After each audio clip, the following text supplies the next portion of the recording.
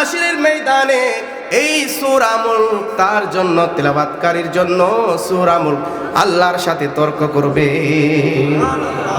তো পবিত্র কোরআনের সূরা মুলকের প্রথম নম্বর আয়াত আপনাদের সম্মুখে তেলাওয়াত করেছি। এই আয়াতে আল্লাহ আমাদেরকে অনেক মেসেজ দিয়েছেন এবং এই আয়াতের অনেক ফজিলত, দু একটি ফজিলতের কথা আজকে শুনবো। ফজিলতের কথা শুনে এবং এই আয়াতে আমাদের জন্য আল্লাহ কি মেসেজ দিয়েছেন আমরা শুনবো। রাজি আছি সবাই? হাত তুলে কোন রাজি আছি সবাই? আল্লাহ রাব্বুল আলামিন বলছেন, তাবারাকাল্লাযী বিয়াদিহিল মুলকু ওয়া হুয়া আলা কুল্লি শাইইন কাদির।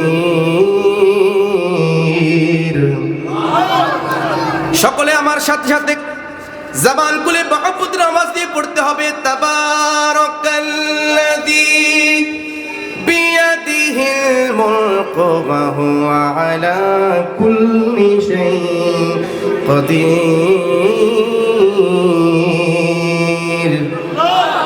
নবীজি বলছেন, যেই ব্যক্তি প্রতি রাতে সূরা মুলক তিলাওয়াত করবে, আল্লাহ রাব্বুল আলামিন সারা রাত তার আমলনামায় সওয়াব দিয়ে ভরপুর করে দিবেন। নবীজি বলছেন, যে ব্যক্তি প্রতিদিন সূরা মুলক তিলাওয়াত করবে, কাল হাসরের ময়দানে সূরা মুলক তিলাওয়াতকারীর জন্য শাফাত করবে। আর একটু জোরে কইতেন না?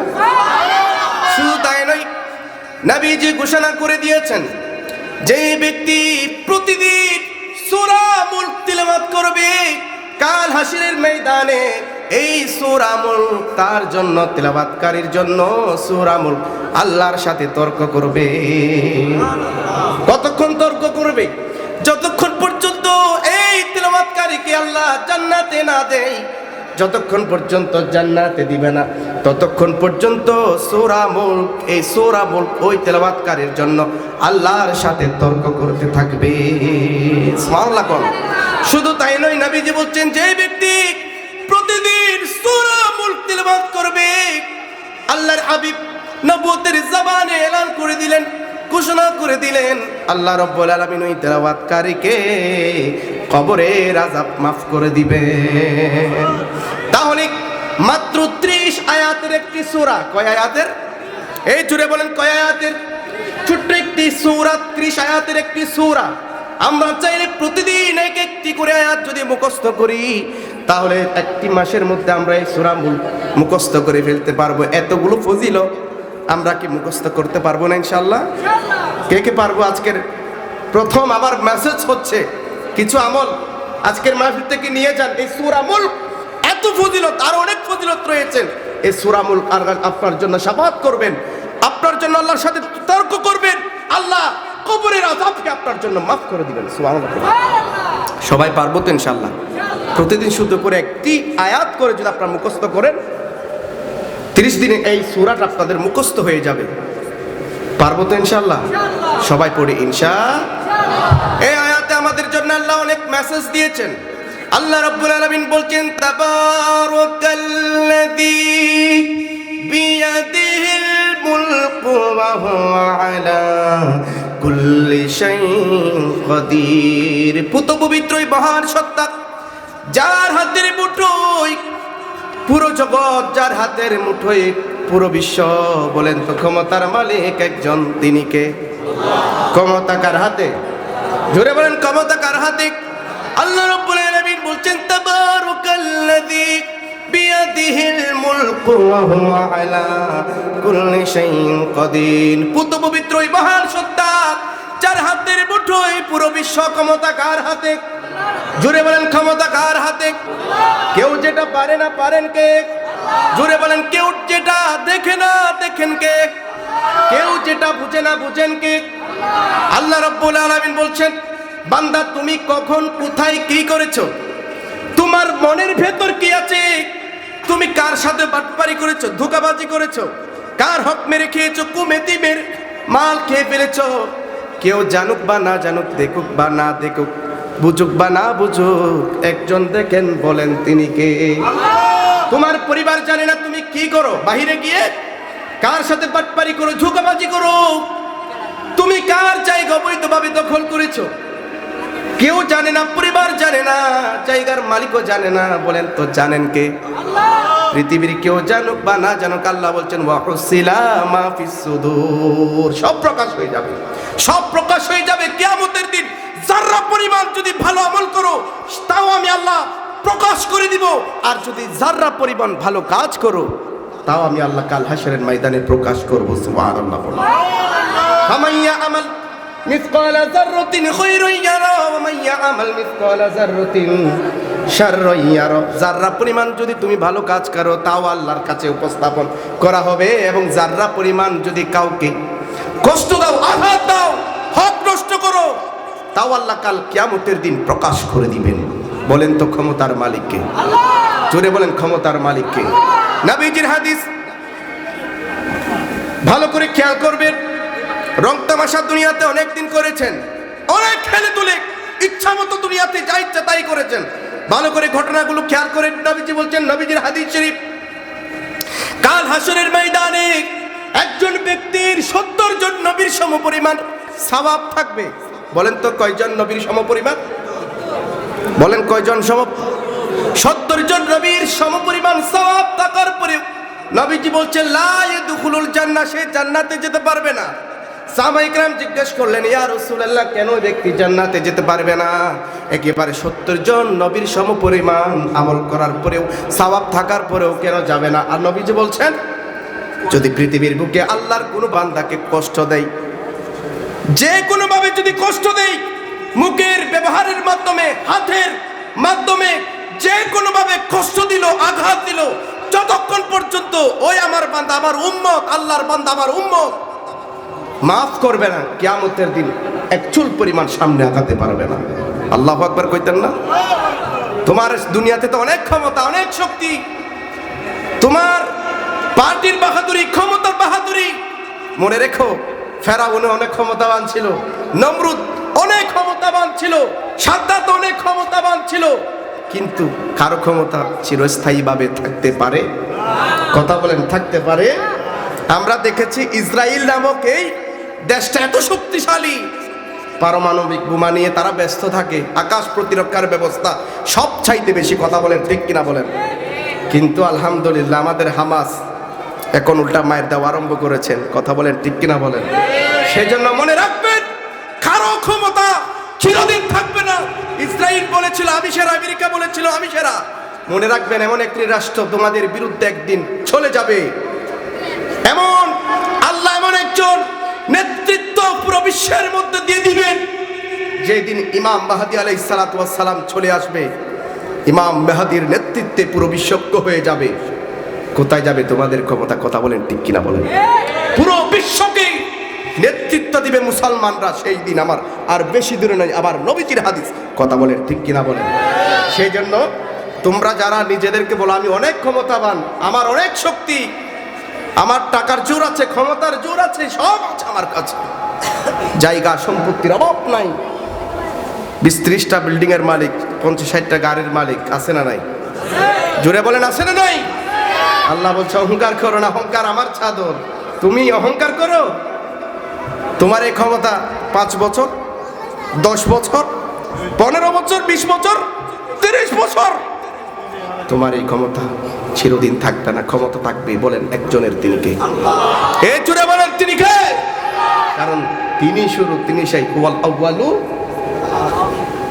ওয়াজ জাহিরু ওয়াল বাতিন, তিনি শুরু, তিনি শেষ।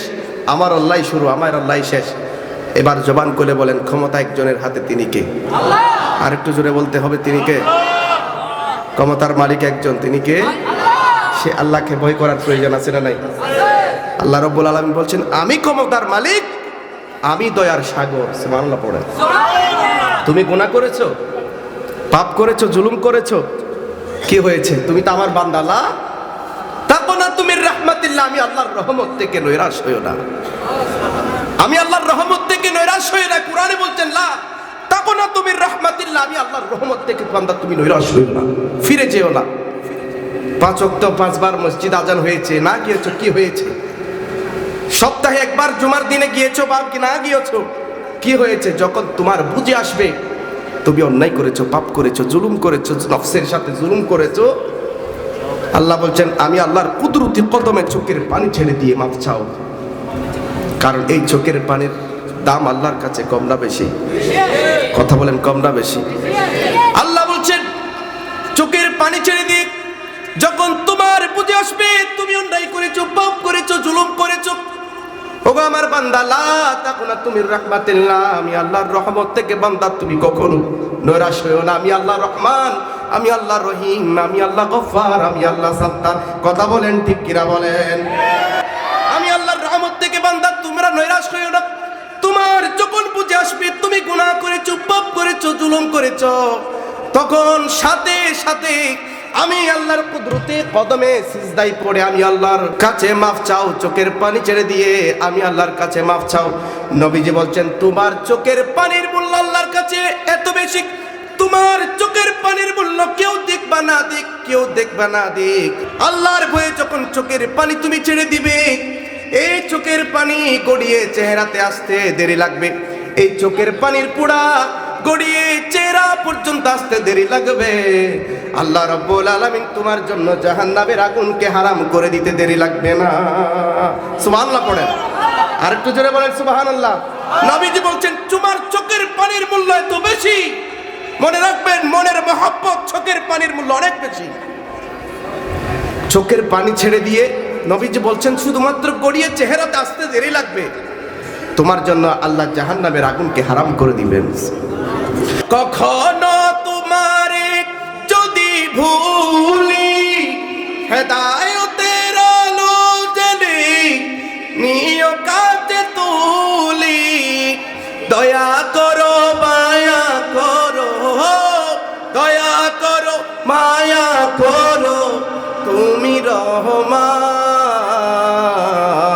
বলেন তুমি রহমান, ও গো তুমি মেহেরবান। বলেন তুমি রহমান, ও গো তুমি মেহেরবান।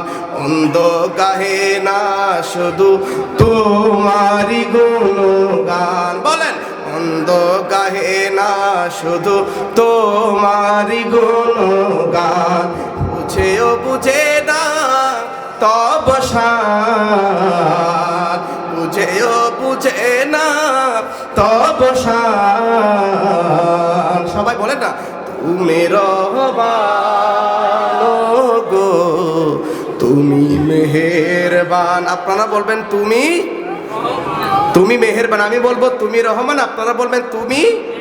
বলে সবাই বলতে রাজি আছেন? আল্লাহ রহমান, আল্লাহ গফফার, আল্লাহ সাত্তার। আজকে যদি মন প্রাণ উজাড় করে চোখের পানি ছেড়ে দিয়ে, যুবক তোমরা তো বেশি হাসো, দুনিয়ার রং তামাশা নিয়ে পাগল, আজকে একটু চোখের পানি ছাড়ো, কারণ এই চোখের পানির মূল্য কম না বেশি? বলেন, কথা বলেন, কম না বেশি? একটু জবান করে তুমি রহমান, ও গো তুমি মেহেরবান। বলেন তুমি রহমান, ও গো তুমি মেহেরবান। অন্ধ গাহে না শুধু তোমারি গুণগান, অন্ধ গাহে না শুধু তোমারি গুণগান, বুঝেও বুঝে না তব শান, বুঝেও বুঝে না তব শান। তুমি রহমান, ও গো তুমি মেহেরবান। বলেন তুমি রহমান, ও গো তুমি মেহেরবান। জনম জনম যদি গাহি তোমার মহিমা গো শেষ হবে নাহি। কথা বলেন ঠিক কিনা বলেন? দয়া করো মায়া করো, দয়া করো মায়া করো, তুমি দয়াবান। বলেন তুমি রহমান, ও গো তুমি তুমি মেহেরবান তুমি রহমান ও গো তুমি মেহেরবান আল্লাহুম্মা